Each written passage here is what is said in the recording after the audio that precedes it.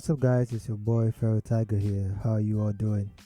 So today what I have for you is a character tier list. This has been highly requested, so I'm gonna follow up and give my opinions on my personal character tier list. So before we start this video, this is strictly my opinions as a player in Cuisine Royale. And for a quick background, I've been playing this game for about 5 months. I've been on and off the leaderboards, if that's something relevant to you. On and off it several times. I've already been number 1 this season on the solos boards, and also leaderboards is mostly for placement, so it doesn't really reflect player skills, so that's not something to base off on, but just in case you want to know, there you go. And also I play all these characters. I have high kill games with all these characters. I have fun with all these characters but one. We'll get into that one later on as well. Alright, so let's get right into it. So as you can see, my tier list has an omega here. This is specifically for one character that I think is broken, but it's fine and it can still be balanced. Many people doubt it being balanced in the future, or ever having the chance to be balanced, because the ability in itself is really strong. And unfortunately, not many players on Cuisine Royale are hardcore shooters or really good enough to understand this ability and take full advantage of it. So I don't think I should rate it as an S, because it's not a regular ability. You'll find out very soon. Alright, so let's get into my tier list.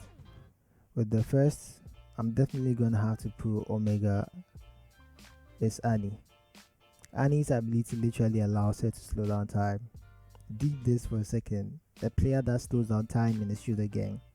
Fine, it's about 3 seconds and time catches up to her quickly, but for the reality of the situation is whatever she does in the time paradox takes over whatever happens in real time. So for example, let's say you're going behind cover and then Annie turns on her ability. She gets to shoot you even if you made it to cover, you're in the house climbing up the stairs.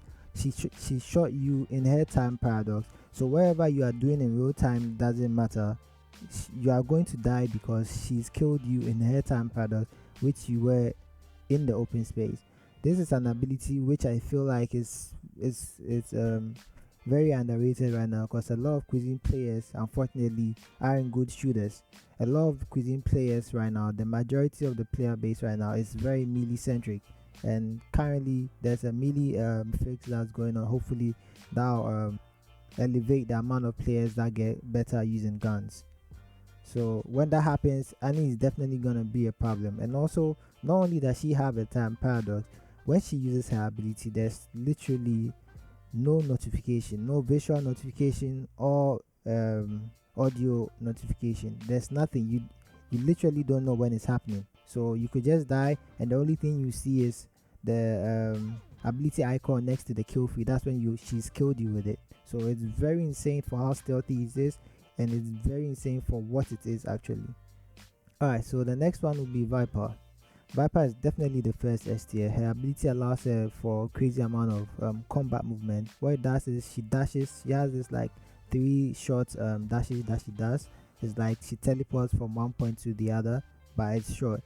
What this ability does literally allows you to juke players and then kill them. But if you've played Annie, if you played Viper and you know how the ability works, it should be really straight up easy for you to counter, because when she's dashing, you could easily tell the direction of the dash, and also if you are running traps, you could easily use it to also counter, especially the throw side, which is very effective against almost all the characters but Annie, which is just something else on their own. So her ability is really good, and it's kind of broken if you don't know how to counter it, but once you do, it should be very straightforward. For the next one, I'm gonna have to go with Ocelot. What this ability does is literally allow him to enter a different realm and also go invincible. So what this ability does is make him invincible and untouchable, so you can't hurt him and you can't see him. What you can't see is his cameraman and the foliage he makes when he's moving on the grass or on the ground, footsteps or whatnot.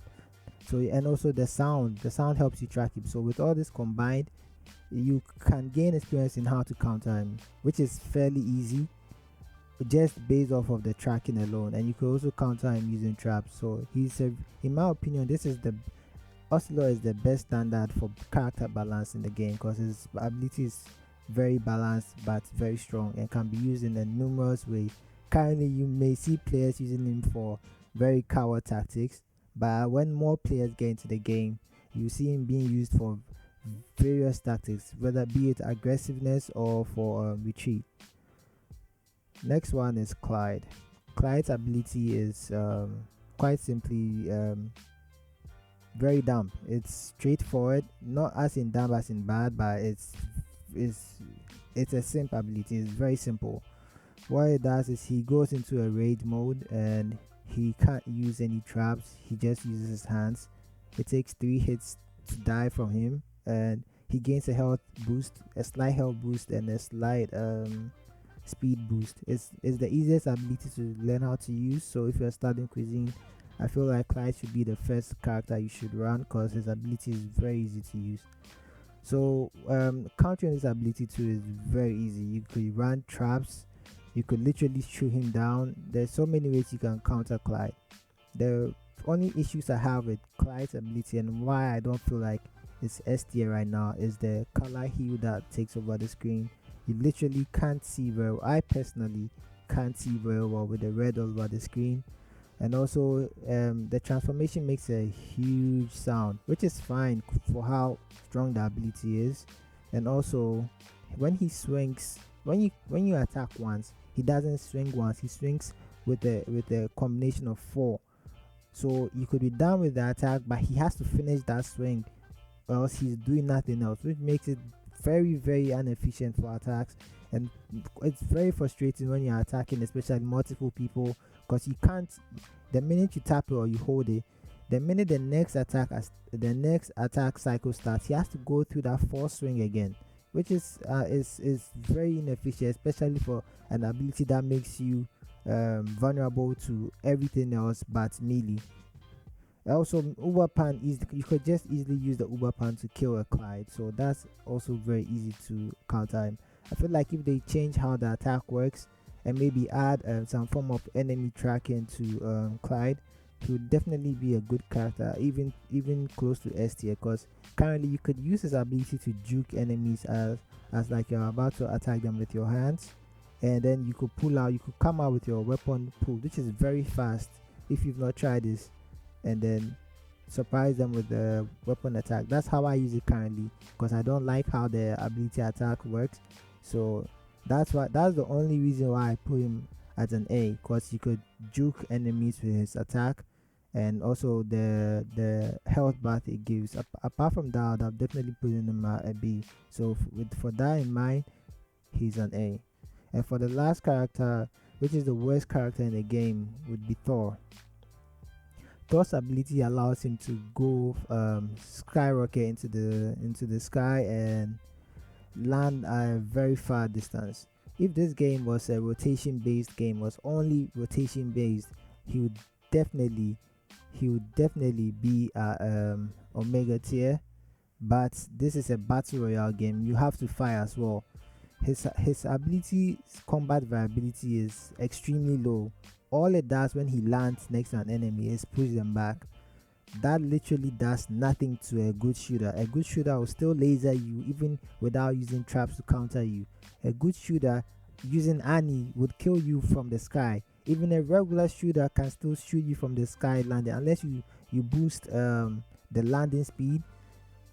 Even that, you can still be lasered from the sky because the animation is very obvious. I don't know how many players know this, but shooting a Thor out of the sky is really easy, and even shooting him when he's about to go into the sky is even much more easy.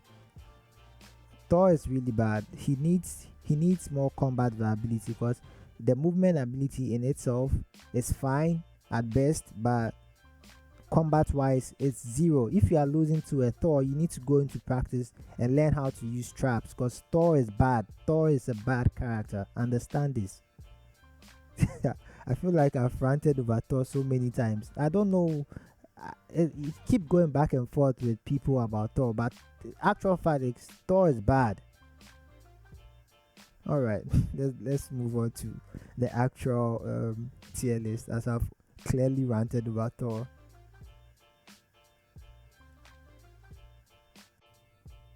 All right, so now let's get into how the abilities work with Mystic Signs. That's how they actually work in the game. So with Mystic Signs, I'm going to be basing it off just two main Mystic Signs, which we can all agree are the best in the game. You could couple off with other Mystic Signs, but these two are the best, which are the Jump Trap and the Throw Aside Trap. You could have fast running, teleporting, but these two are definitely gonna have to be your staples if you are gonna have a consistent performance in Cuisine Royale.